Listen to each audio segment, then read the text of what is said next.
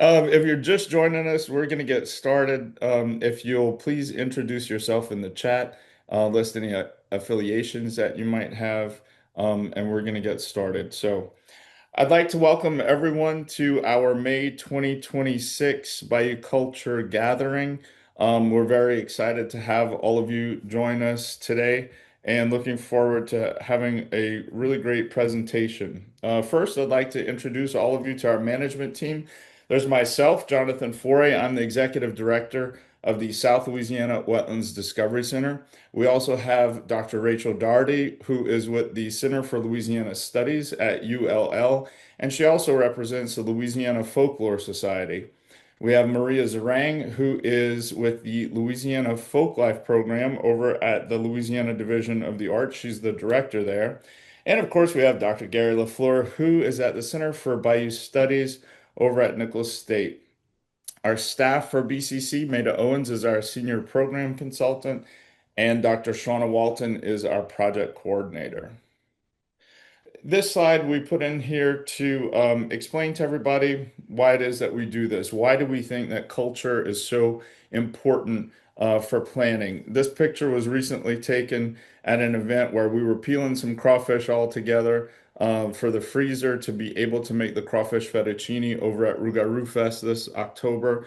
The crawfish gets donated, so that's a way that people feel like they are contributing and participating, and then folks come over to peel it. And we always laugh and have a wonderful time.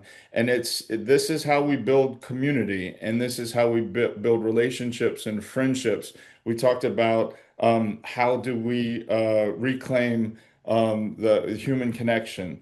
And this is one of those ways where we get together and we share in our culture, listening to swamp pop music in the background, and having a really good time for a really good cause.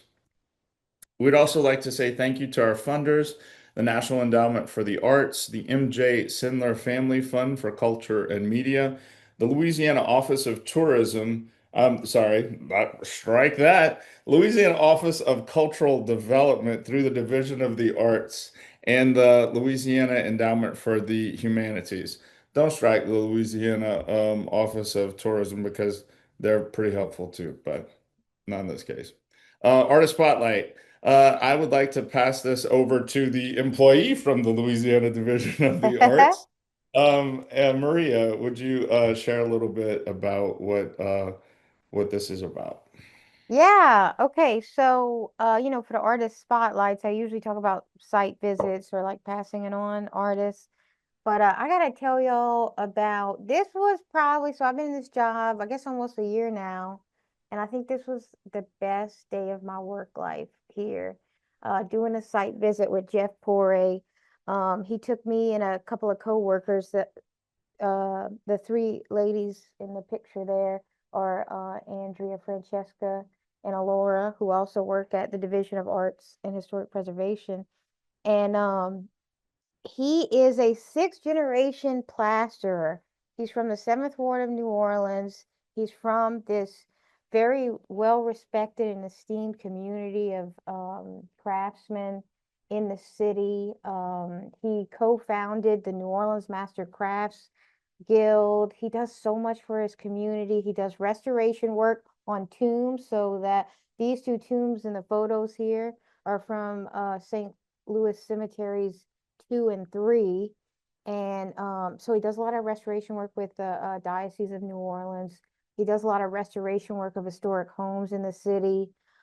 He also, I think, is the lead to maintain the plaster and, just important New Orleans spaces like Gallier Hall and the Cabildo. And that's just to name a few. I mean, there's so much more.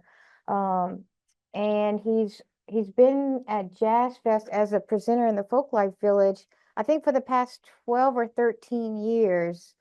And I mean, not only is he just really good at what he does, he's a very sweet guy and he just gives back so much. And whenever he founded the New Orleans Master Crafts Guild, a big part of that was to create, the next generation of plaster workers and people who are interested in architectural trades and the building arts. And so him and people like John Hankins and Darrell Reeves, who's a blacksmith, they're really kind of keeping this going for the next generation in the city. And yeah, he took us on this like 2 hour tour of St. Louis cemeteries, one, two, and three. Then he took us to his 15,000 square foot shop, and we got to meet some of the guys that work with him, Eddie, William, and Chris. I think it was Chris. And the three of them are also just like, just incredibly talented too. So after taking us on the tour and then showing us around their shop, they actually taught us how to use plaster molds. And so we made like six things. It was so cool. And when you go to a shop, like this picture below, like right below that picture of Jeff, it just has so many of these large plaster medallions that he's done in people's homes. And there's so much more than this, but it's just amazing to see. So yeah, I really enjoyed working with Jeff, and yeah, check him out if you're able to do that. But Does that's he all I got. Yeah, yeah. does he have apprentices? Like, is he teaching other folks in his shop this trade? Yeah, oh yeah, totally. Like William is a third generation plasterer, and he's taken William under his wing. Um and because William's grandfather taught him a lot.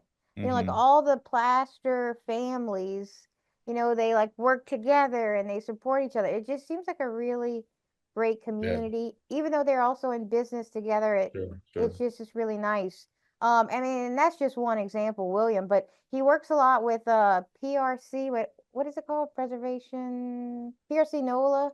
I forgot what it stands for, all the words, but they do that built that 10-week building trades course where you can go in, and it's like 10 weeks, and it's like all these classes, and you could see if this is something that you would want to continue. And That's it's, open to, oh, Preservation Resource Center. Thank you, Aaron. That's right. Yeah. Oh wait, what is it? Bridge to Crafts Careers.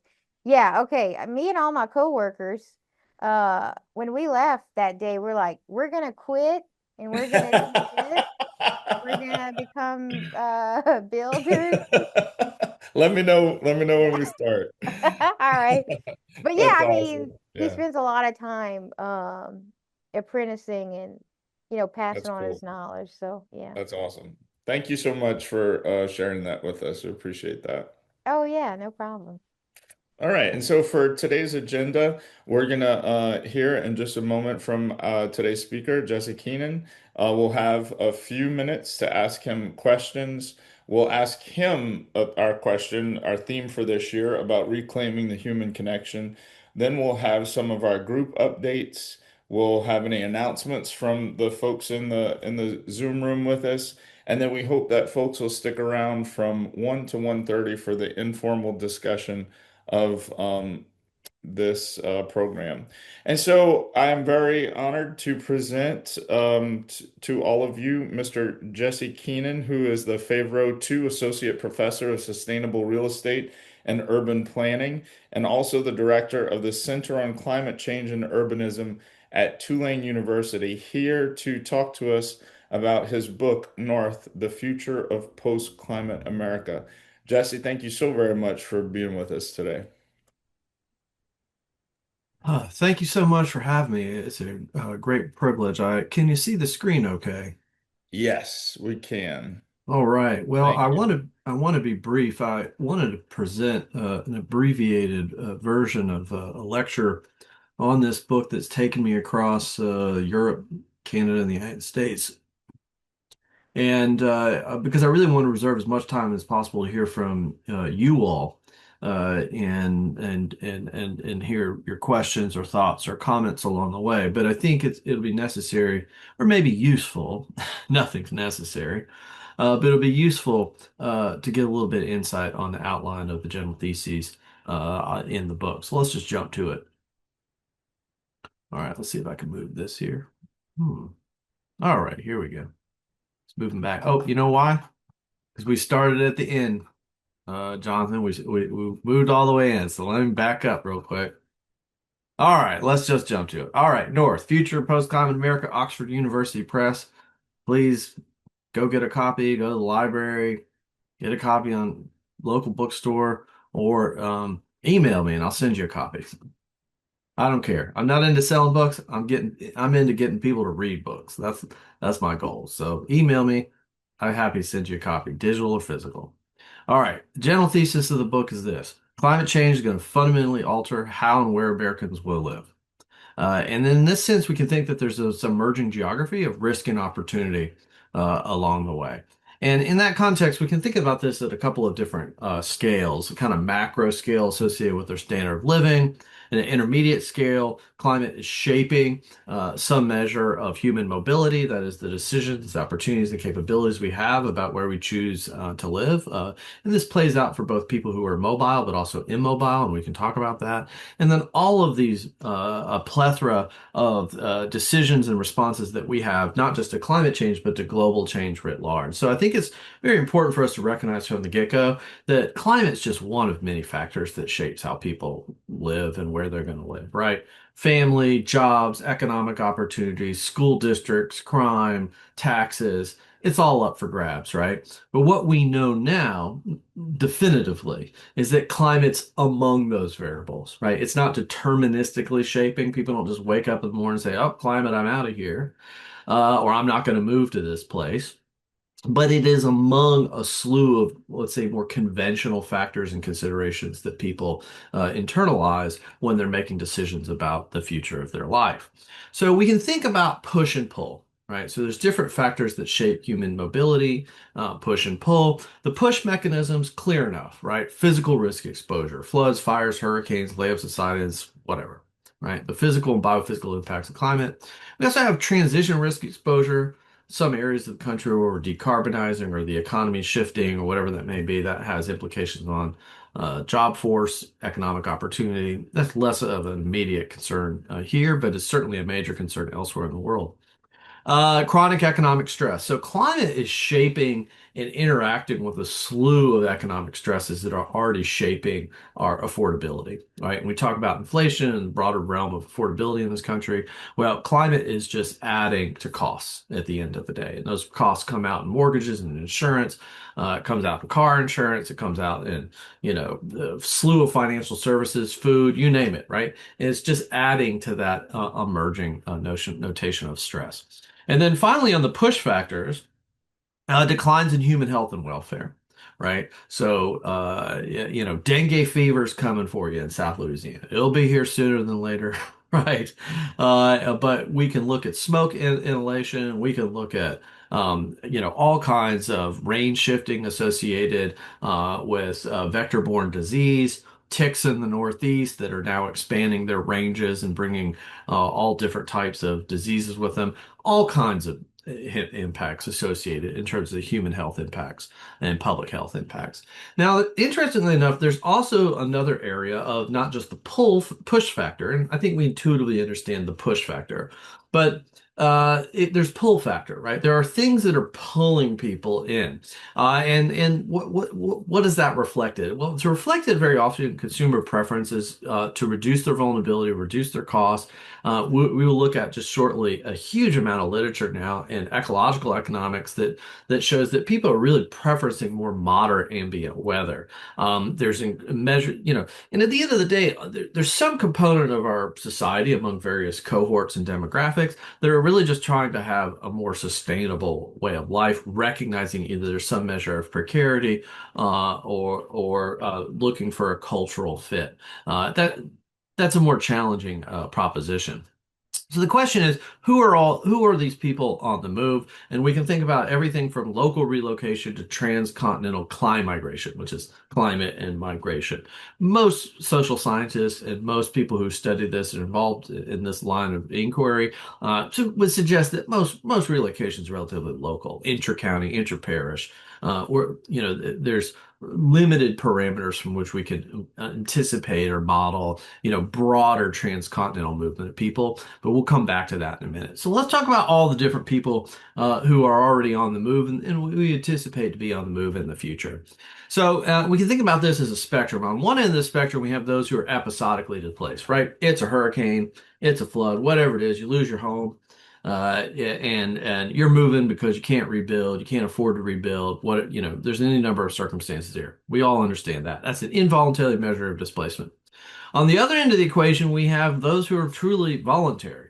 And so what we see all across the country are preemptive value investors, very often wealthier people, family offices, who are trying to preemptively understand where people are moving, and they're investing accordingly in multifamily, housing, land acquisitions, and the like. So huge extremes here from involuntary to voluntary. On the other category, we closer to the involuntary, we see what are called stress-based sorting agents.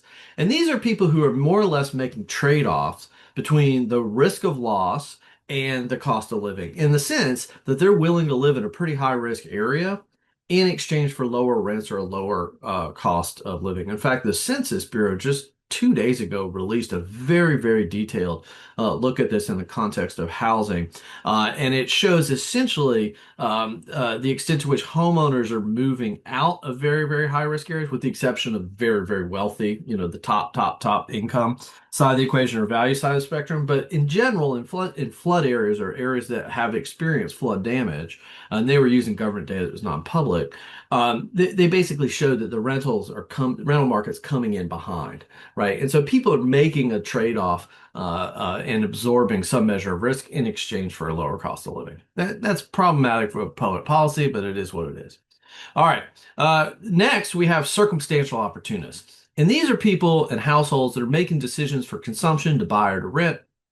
And they're fairly agnostic about climate risk or environmental risk. But when presented with information, for instance, through disclosure or some other mechanism, they will, between two equals, tend to de-risk their consumption, right? So particularly we see this with growing risk disclosures around wildfire and flood around the country, and where consumers are actually finding themselves with different options, and they are choosing to de-risk in their consumption. And finally, this is a very, very important one, often overlooked, what we would call the electively mobile. And these are people who have the wealth and the capability and the labor skills to be mobile in the economy in spatial terms, right?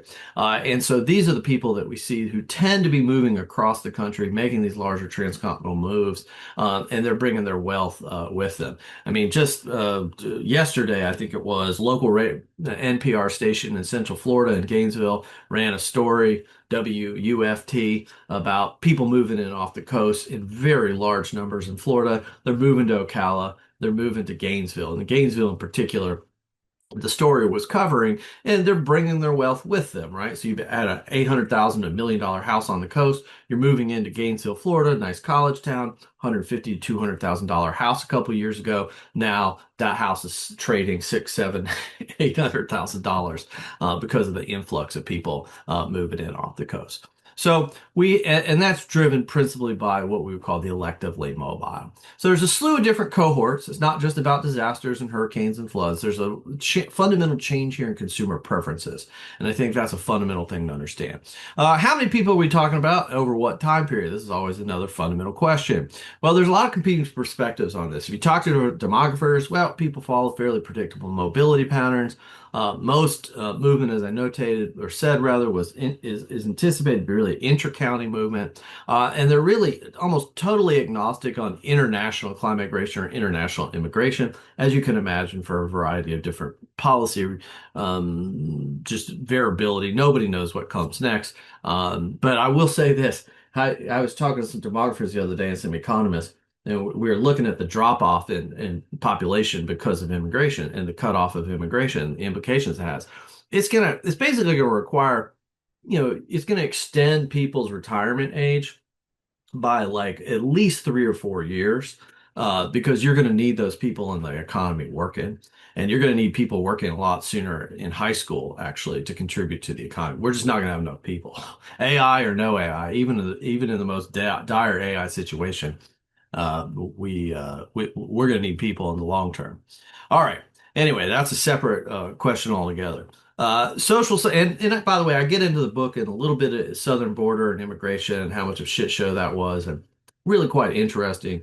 And immigration itself, it plays a very important role in all of this for a lot of different reasons, including a labor force to build housing, infrastructure, and even to clean up debris after storms is highly dependent on immigrant workforce in this country.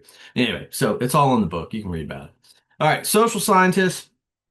When you ask them, they really struggle to incorporate adaptation into their models. So they're developing these LLMs and what we call agent-based models is very interesting. But people for millennia have had all kinds of novelty in there's scan all kinds of novelties in the exercise of staying in place. In situ adaptation, it's very difficult to model that in quantitative terms. Now, we've had some great advances, and even the past couple of years in agent-based modeling, trying to understand the flows of people and where they may be going. But that's often based on survey data that's pretty localized, and being able to scale that survey data and understand those preferences it's not really right for prime time in terms of planning and policy.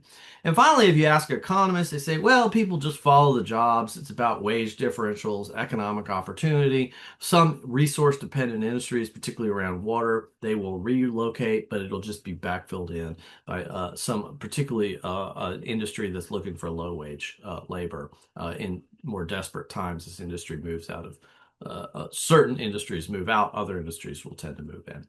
All right, now, how many people are on the move to really get to this question? Nobody really knows, right? It's in the millions, certainly in the millions, but we're a very large country, over 322 million people.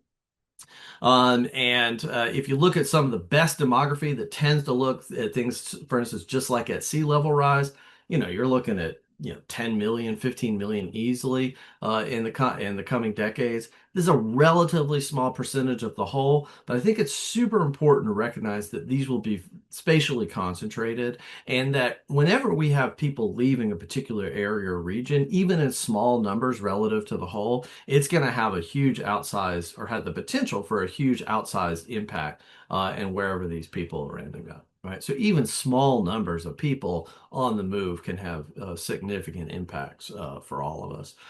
Currently, fun fact, about 1% of the U.S. population is temporarily displaced by natural disasters. Of course, not all natural disasters are attributed to climate change every year, but about 500,000 people every year are permanently displaced from natural disasters. That's about 4 times the rate of the relative population that was displaced during the Dust Bowl every year from 1930 to 1940.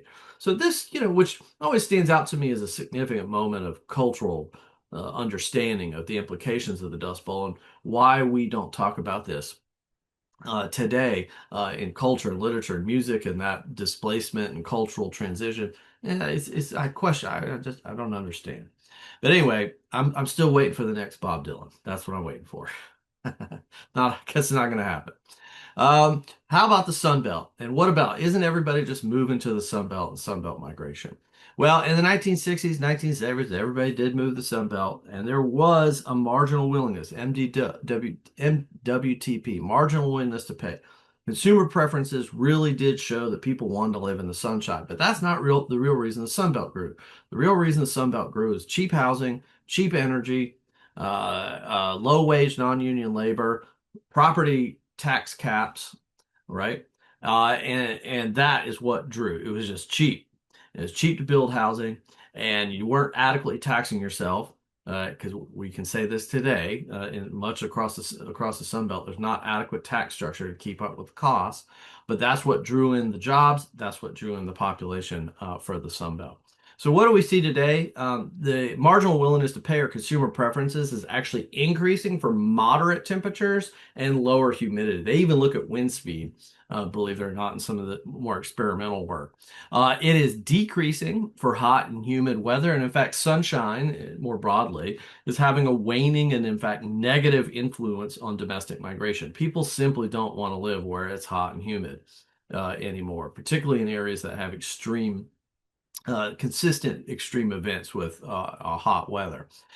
So if the logic of the Sun Belt was this grew because it was cheap, well, all across the Sun Belt now, we see housing and energy cost burdens going up, and really by nearly every measure, dwindling affordability across the Sun Belt. I mean, if you look just in real estate markets as a kind of proxy indicator, I mean, all of the top 20 hottest housing markets in the United States are basically in the Midwest and the Northeast almost. All right, now there's a lot of different reasons for that. It's a little bit of a skewed citation, but we'll come back to that. Energy cost burdens, and this is RCP 8.5. This is an extreme sort of tail event, so take this with a grain of salt. We now know with IPCC moving beyond, well beyond RCP, but you get a sense of what energy cost burdens across the Sun Belt are anticipated to look like, not fully accounting for policy changes and tax changes we've seen in the past year. All right, now, a number of years ago, some colleagues of mine at the Federal Reserve Bank of San Francisco started to look at movement of people. And so what we see in the red, this is a positive coefficient, blue, negative coefficient. So people moving into warmer places and from cooler places. The exact proxy is number of extreme days, but we'll just leave that aside for now. And you see from the 1970s up into the 2000s, over time, people really were moving basically from the Midwest and the Northeast, and they were moving to the Sun Belt, right? This is county to county movement. It suggests by 2010, this is a kind of null effect at this point. It's just not statistically robust, more or less. Suggests that things are certainly slowing down. But what we see are this is movement of people from in their 60s, and the numbers looks the same for people in their 70s, and the numbers look relatively the same for people in their 20s. No doubt that people in these age cohorts are on the move, and they are moving to cooler and cooler areas of the country. Now, cooler areas of the country could even be within a state in this context. So you could be moving from central Arizona to northern Arizona, or if you know Arizona, you could be moving from central Arizona to southern Arizona to higher elevation. So there's elevation here. But in general, people are moving to cooler and cooler places. And the reason that is, and there's a couple different reasons, but when we're talking about the warmer places tending to be disproportionately at risk from extreme events, extreme heat in particular, hurricanes and everything else, it's not a perfect proxy, but close enough. You know, people in their 20s and 60s have some things in common. You're trying to build, one, protect your nest egg as you near retirement. You're trying to think about your forever home. If you're in your 20s, you're trying to build a career. You're sensitive to labor force volatility after big disasters, for instance, losing your job. You're trying to pay off your student loans, build wealth. So there's this kind of stability seeking feature. These are the areas where people have some choice mobility early on. But by the time, of course, you get into your 30s and 40s and 50s, you're pretty much stuck in place. At least that would be the patterns in terms of domestic mobility. So what we see among those populations that really have the greatest mobility capacity in terms of labor capacity and in terms of accrued wealth leading into retirement, these are the populations that are moving to cooler and cooler areas in the country. Now, interestingly enough, in just the past couple of years, this data is not in the book. It came out a couple of weeks ago. It was reported by The Economist. In just from 2025 to 2022, just 3 years, we've seen about the amount of movement of domestic in-migration into the Sun Belt has been cut in half in just 3 years, right? Florida will lose population this year, right? Why will Florida lose population? Because the only thing keeping Florida afloat has been inbound immigration, right? If you grew up in Florida, you're much more likely I mean, we could parse this a couple different ways, but bottom line is Florida has had a lot of outmigration and domestic outmigration, and it's only been moving forward by immigration. We tend to think, oh, isn't everybody just escaping high tax jurisdictions and moving to Texas and, you know, moving from New York and California? Yeah, that's true for some segment, but by and large, Florida is seeing an access to people. Interestingly enough, I was in Canada recently on a book tour, and it turns out that millions of Canadians are moving back to Canada. Many of these people have lived here for decades, dual citizens even. And they're leaving Florida, Arizona. They're leaving not just for climate reasons, politics. There's a slew of things happening. You get older, want to be closer to family. There's a lot of things happening here, but most certainly in the survey data, climate is part of it. People have taken massive hits. There's a lot of Canadians that live on the southwest coast of Florida. And insurance is killing people, particularly as you're in retirement, and you're on a relatively fixed income. Insurance, risk of loss, killing people. So they're moving back to Canada really in very large numbers. And Canada's not prepared for all these people to move back. They don't have the senior housing. They don't have the healthcare facilities to keep up. I mean, Canadians have gotten used to American healthcare. Of course, we have two healthcare systems, one for the wealthy and one for the not so wealthy. But they're moving back and it's creating huge demands on the Canadians. And it's totally fascinating. Yeah, I mean, to me, it's just completely fascinating. Now, interestingly enough, for the first time in 75 years, in this period, the Midwest has had a positive population growth. Now, this is only 16,000 people. That's hardly anything. But it is a moment that's lining up with a lot of other data to suggest that the affordability, not necessarily climate, but the affordability aspects of the Midwest are indeed drawing people in. And climate plays into that affordability, and we'll talk about that in indirect terms. So the idea of north is really an oversimplification when we're talking about cardinal direction. Most relocation is relatively local, but there are what I would call, and what is broadly called in the broader realm of scholarship here, there are transcontinental sending zones and receiving zones. That is, that there are places where people live in, and there are places that people are moving to. And we can kind of break this up north to south, and east to west. And of course, this comes with a very strong caveat. And so, for instance, I cite here Asheville, Charlottesville, and Nashville. Asheville being a great example. Warning, nowhere is safe, right? This is really about people's relative perception of risk. And we know from Asheville and the big flood in Asheville that you can't run and hide from climate change. There's nowhere you can run and hide. There's no such thing as a climate haven. I try to do my best to dispel the mythology of what a climate haven, what it isn't along the way. And Asheville is a really interesting case. I interviewed dozens of people who moved to Asheville, and climate was a major factor in their move. No doubt. I mean, just no doubt in my mind. And what will happen in Asheville is that it's not the end of it being the status as a well-known receiving city. It's just the beginning. What they have done is they've gone into the areas that flooded. They've regraded the lots. They've built up at a much higher intensity. The first floors are now blowout floors that are non-occupiable.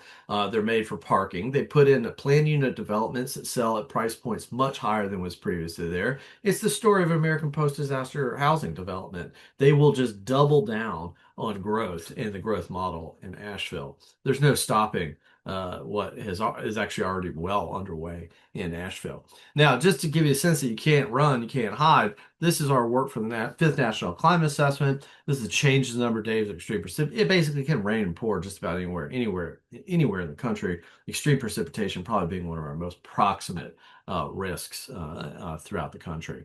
But I returned to my original inspiration in North was thinking about ecological range shifting. And in my kind of just speculation, naive as it was, is well, we know in the Northern Hemisphere that ecological ranges are shifting further and further north. And if we live in some kind of complex socio-ecological system, then in theory we have some resource dependency or some relationship with the environment on some fundamental level. Wouldn't we also find ourselves in this with shifting ranges? This work map represented by the habitat of done by the USDA, the habitat of the live oak towards the balance of the century under a relatively modest climate scenario. This is the highest incidence of observation of the blue jay. So we see, I mean, you can look at fisheries and flora and fauna across just literally hundreds of species that have observed range shifting, of course, over the preceding decades. There was also at about this time in recent years some movement or research rather on the human temperature niche. So looking at the evolution of our species and trying to understand where did we find a niche. Now, a lot of this has to do with foods, cereals, grains, dental development. As long it gets complex quick, right? But of course, you can take this kind of understanding of the evolution of our species and understand it relative to temperature and humidity and weather, and you begin to see this geography of risk and opportunity arise to the extent that there are areas that are declining in their suitability and there are areas that are increasing in our suitability. Now, the distinction here fundamentally is a matter of adaptation. right? And the adaptation, both in technological terms and institutional terms, about how we adapt to a changing climate, right? This is otherwise how we would not differentiate ourselves in terms of species. So the question is, are we adapting? With full recognition that human mobility or just moving itself is a form of adaptation. So in the book, and Jonathan, tell me if I need to stop or I don't want to go too long because I can go on and on and on about this stuff. No, you're good, man. But It's all I'm looking very forward to hearing from you. But the general findings in the book are a couple things.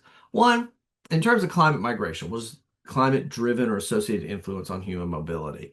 Direct impacts and indirect economic costs are fundamentally altering the economic landscape and really altering people's where they can afford to live and where they see opportunity in another place, another way of life. So there's the economy side of it, and we'll come to that in a second. The other thing is that, we live in what I would call spatially concentrated homogeneous belief systems. After war, particularly after World War II, but one could argue, after the 1920s, we organize ourselves principally and segregate ourselves, not totally, but principally by race and class, mostly by class. And we have highly concentrated belief systems. That is, we live around what economists like say like-minded agents, people who think a lot like us and have similar belief systems. Now, this can work for us in terms of climate change, where we all don't want to build in a high-risk area and pay the property taxes to pay for the infrastructure for a bunch of wealthy people to build into a marsh somewhere. So that's good. We stop that from happening as a matter of local policy, or we don't care about climate change and doesn't think it has any proximate value to us. It's just, it's all a hoax. And therefore, we can just build whatever we want to do, and we don't have any corresponding policies that think about adaptation, hazard mitigation, risk protection, whatever. So what we see are these very concentrated areas of belief systems shaping public policy and shaping economic behavior all around the country. Interestingly enough, these belief systems are not historically not correlated to self-identifiable political identification. So it's not about Democrats and Republicans. It tends to break down by income and at level of education attainment. So this is pretty widespread. The better educated you are and the more money you make, the more concerned you tend to be about climate. It's really oddly enough, this is starting to change, but historically it hasn't been about political self-identification. But bottom line, belief systems do matter. They do. I mean, check out this is crazy. So if you look at a community that has very strong belief systems around climate, you follow different interactions with bank loan officers in and around extreme heat days, extreme, flood days or flood events, whatever. You actually see loan officers making responses to how they underwrite risk and evaluate collateral and dish out credit in response to their perception of the impact of these extreme events on the local economy. So it's not just changing our choices, it's actually shaping the agent behavior at a fundamental level in our economics.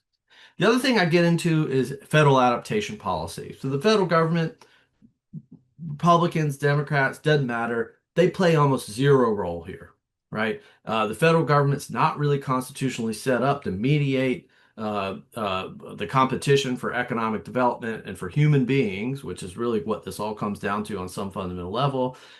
These are all local problems, state level resource challenges. The federal government is just not equipped. Certainly, Congress has not delegated the federal government with any resources to fundamentally drive federal climate adaptation policy.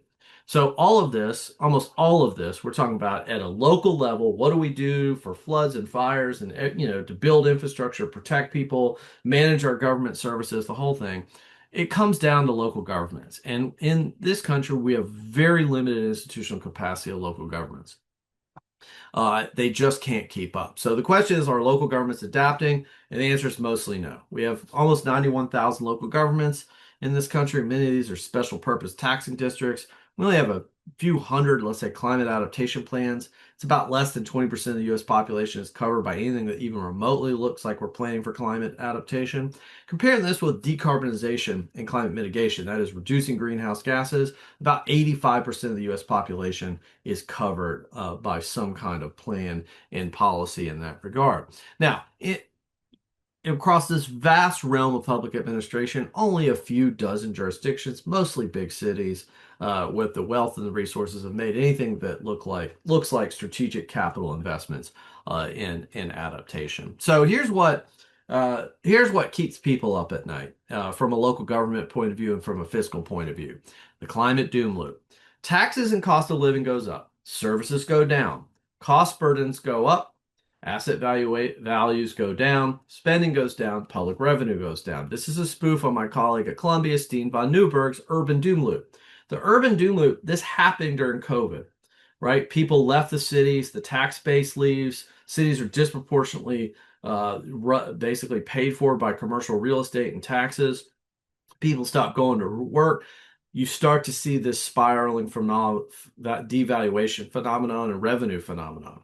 The only reason this stopped is because US taxpayers spent hundreds of billions of dollars to stop it.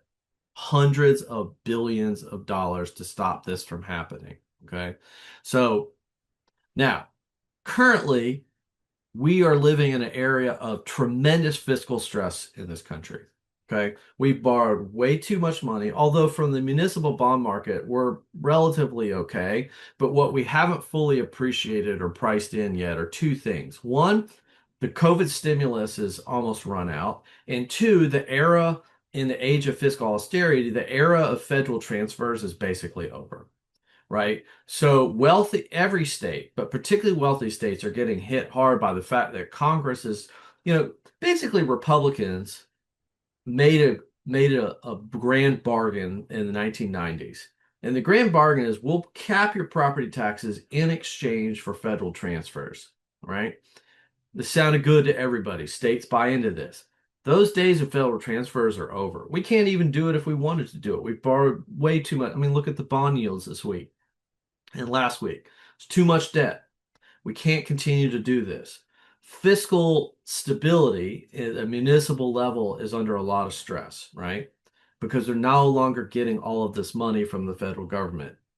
So you throw in a disaster. And what does a disaster look like in a world without a real functioning FEMA? FEMA was on the skids in the Biden administration. It's a long time lack of congressional investment. But now we're in a situation where FEMA is really quite questionable its capacity to act and engage. So, what does FEMA aid, and not just FEMA, HUD, just federal aid in general, what does it do? It drives up, it actually stabilizes wages, it stabilizes population. And there's one thing we know about federal aid is that and we don't know this, it's been simulated in the models, is that if you remove federal aid out of the equation for fiscal public finance, we're facing significant bond defaults, right? Because after big disasters, all that federal aid comes in, it helps drive sales taxes, it puts money back into buying things, small businesses, supply chains, yada, yada. You get it, you understand. Without that, you face significant public revenue shortfalls for places. So what we would expect and continue to expect are significant bond defaults and even Chapter 9 bankruptcies to really kick up here. Clyde, Texas is one of about a dozen bond defaults in recent years that have been at least partially attributable to climate impacts. In this case, their local water system dried up and they didn't have any more revenue. All right, now the question is, are markets adapting? And the answer is mostly yes. And there's a huge range of different market agents and mechanisms here, from which, in varying degrees of robustness empirically, like how much do we really understand or know this? Some areas pretty well, in other areas we're just getting a sense of what the risk premia really looks like. There's different concentrations of or distributional implications between wealthy people and poor people. So anyway, in the book, I unpack insurance markets to my best ability and real estate markets and mortgage markets. And I talk about this idea of blue lining where banks and financial service providers are literally drawing lines around areas and they're just not, if they're not investing or they're pulling away from investing altogether, they're tightening credit. they're offering loans for shorter loan terms. They're having lower loan to value ratios, different debt service credit rate. I mean, whatever. They're underwriting and evaluating risk, and they're pulling capital and credit out of some areas. And in many areas, they're just not lending at all, right? At all. And this is a real challenge for the United States. So, a number of years ago, I cited in our work, we looked at this idea that there's little banks and there's big banks. There's banks everywhere in between. And our theory was that the little banks had soft information, right? So if you're just a local bank with a local branch, you don't need a fancy climate risk analytics report to tell you that that property that you drive by every day on your way to work floods, right? You just know that that property floods. Probably not a good idea to invest in a mortgage there as a local bank. So our theory was that in very high risk coastal areas of the country where there's a huge mortgage market, that the small banks would be moving away from lending in those areas. And if they were lending, they were going to dump disproportionately their mortgages onto the secondary market. That is, that they were going to originate the loan, but then sell it to somebody else, let it be someone else's problem. Everybody follow me on this? So little banks know what's up. Now, interestingly enough, during the great financial crisis, the small banks, those little tiny local branches, they got out of the subprime market a good 2 years before the big banks because they knew that these loans weren't good. They knew they were setting themselves up for trouble. And so we figured there was a similar situation. And in fact, this is exactly what happened. So we found very robust information that local banks fully understand the risks and they are dumping their mortgages onto the second market. They're not holding on to them as part of their underlying criteria. And then, of course, for you all sitting in Louisiana, you can see that basically bankers in Louisiana, at least as it relates to the mortgage market, have almost zero faith in the capacity of the local market. Now, there's regional variations. Obviously, there's places where they do. I don't want to overstate the case here, but you can see relative to anywhere else in the Southeast, Louisiana is not in a great position in terms of their assessment of investment in terms of local investment.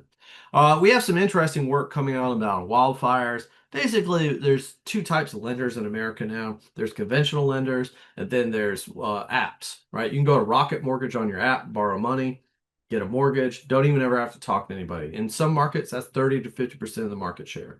What we see in the context of wildfires, for instance, I talk about this in the book, is that in certain areas, well, in high risk areas, the conventional lenders are walking away, and the apps or the fintech lenders are coming in behind them. So the conventional lenders have higher declaration rates, shorter terms, higher interest rates. The cost of the mortgage for you, if you live in a relatively high risk area, it's more and more expensive. You can get it all. The fintechs are coming in behind them and basically offering much more competitive rates. The problem is the fintechs never own the mortgages. They just sell it all off to the capital markets. And increasingly, you have to recognize that agency debt, what's called agency debt, or the secondary market for mortgages in the United States, is the second most liquid capital in the world after the US dollar. And so so it's owned by people all around the world. Our mortgage debt is owned by people, Japan, Australia, wherever. They have much more stringent requirements for assessing physical risk and environmental risk in their purchasing. So eventually what's going to happen is that there's some areas of the country that are pretty high risk. You can still get a mortgage. It's kind of like a game of musical chairs, but at some point in time, there's some emerging evidence that suggests that these capital market buyers are just not going to continue to buy that debt in these places, at least not at those under those existing terms. So we're setting ourselves up for a real problem when it comes to the flow of capital. All right, Jonathan, I think I've probably exceeded my allotted time. I could go on and on and on. I do want to talk about. Oh man, I could go on and on. Basically, this is the Biden administration saying, "Good luck, you're on your own," in full recognition that the size and the scale of adaptation in our economy is such that the federal government is really limited in its capacity. This is likely driven by the private market. And so let me just and I talk about the muni bond markets and things like this, but let me just fast forward to some fundamental things here. So I'm sorry, I'm trying to speed up, so I'm trying to be judicious with my time because I really want to hear from you all. But there are places that are people moving. We can talk about this. All right, so let me just end here. So the final chapter of the book is a work of fiction, and it's called America. It's 2079. It's what does America look like in the year 2079? And I use a couple of devices like a climate credit score, right? What if we our consumption was tracked in this very draconian way, and everything we did about carbonization shaped our, like a form of social credit like they have in China, something totally crazy. What would that, how would that shape our response? And what would a world where people are on the move, how would that be any different? What does it mean to have the continued privatization of infrastructure and governance? A lot of what we see in this country is as people are on the move, particularly wealthier people, they're building their own forms of private governance and private infrastructure. So ideas of resilience and sustainability are really being amenitized into enclave types of development. You see this in Florida, you see it all around, particularly in the South. And that has real implications for how we tax ourselves, how we raise our kids in school systems. There's a lot, and how we govern ourselves more fundamentally. There's a number of fictions here that I create in terms of social and political organization, but I just want to leave you with this. I think we build an island for ourselves in this country without fully understanding the precarious nature of it all. And, we can romanticize it all we want, but what we really have to get down to understand is that we need a real escape plan. We really need to understand how we can collectively work to adapt our situation, help people who are mobile, but also help people who are immobile. Because our world is extremely precarious, and we see this through real estate, housing, insurance, mortgage markets. Those bills are coming due now. And the reality is that the market is adapting much faster than consumers and local governments can keep up. I mean, that's the bottom line. The marketplace is adapting. We have the climate intelligence arms race. People are using good and bad science. And by the way, there's a lot of junk science around climate change out there that's being used to profit, being, I think, incorrectly used to profit off of climate change, off of people's backs. So it's a very challenging landscape, but the bottom line is that the governments, and particularly local governments, cannot keep up. And there's a lot of really good news that our consumer behaviors and our preferences, they're changing, they're evolving, and there's actually a lot of promise associated with that. But there's also an enormous peril for the immobile and the people who really just can't adapt by virtue of moving somewhere else, right? Those are our friends, our neighbors, they may be ourselves who just don't have that capability. So along this way, we have a new geography of risk and opportunity, and we really didn't, I'm sorry we didn't have the full opportunity to get into this today to talk about receiving zones and where people are going, but they are real. And there are enormous opportunities out there for people to live a more sustainable way of life and to reduce their risk and to increase their opportunities for living in affordable ways, or ways that they can afford, rather. But it is a changing geography nonetheless. So for me, I'm actually reasonably I'm actually not optimistic, but reasonably optimistic that we have a lot of paths forward. I think in the interest of time, I'm sorry to speed up and gloss over these things. I'd really just love to hear from you all. And I will say that, in the context of Louisiana and Southeast Louisiana and our recent work that might have made it to the local papers or something, I think it's worth recognizing in this broader realm of adaptation. I think people think about human mobility as this thing where the government comes in and buys your house and then moves you, like forcible displacement, right? And there's certainly a history of land dispossession and the whole thing, and I think people intuitively get to that. But the real challenge, but that's very unlikely. It's almost impossible. It's a scale that's well beyond the resources of government. What is more likely the path forward is that we have to invest in adaptations, hazard risk reduction, conservation biology, right? Wet land building. We have to do it all. We have to help people who are on the move, but we also have to buy as much time as humanly possible. It's not defeatist, it's not doomerism. It's actually an opportunity to think about how we can be stewards of our land and our communities and to buy time to build resources and capacity to adapt to climate change. It's not about giving up. It's actually just the beginning and a new urgency to that beginning. So thank you very much for having me. Thank you very much for that presentation. I hope that all of you will stick around. We'll have some time to talk to Jesse, but we're gonna, in light of time, we're going to move on. Jesse, if you stick around, we'll talk about this question. What is one strategy that we can use to reclaim human connection? Which is the theme of our series this year. But we'll catch you with that at the ends. This Jonathan, is yes. I'm sorry. No, I'm sorry, Sandy. Give me 1 second.